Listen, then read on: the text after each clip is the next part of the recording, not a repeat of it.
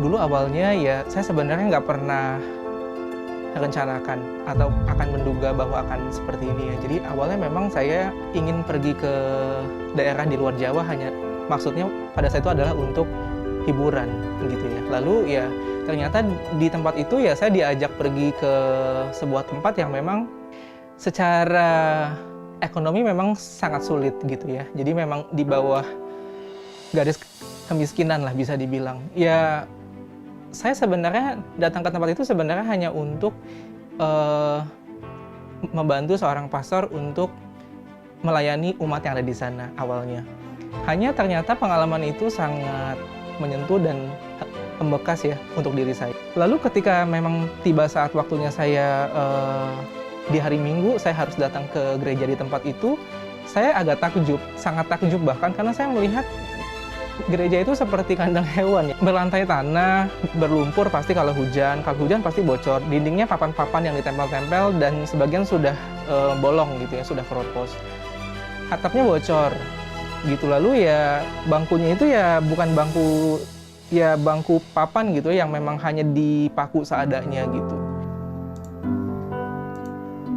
Albertus Gregory Tan, pemuda berusia 31 tahun yang menjadi inisiator Gerakan Peduli Gereja Katolik. Gerakannya ini sudah dimulai sejak tahun 2011 dengan menggalang dana di media sosial untuk membangun gereja-gereja di wilayah terpencil di Indonesia. Di usianya yang masih muda saat itu, tidak mudah bagi Greg mengawali gerakannya ini sampai ia pun hampir putus asa. Rencana Tuhan tak ada yang mustahil. Gerakan yang ia inisiasi ini pun semakin masif dan telah menjadi sebuah yayasan yang bernama Vinea Dei. Melalui yayasan Vinea Dei, Greg dan timnya tidak lagi terbatas pada membangun gereja secara fisik.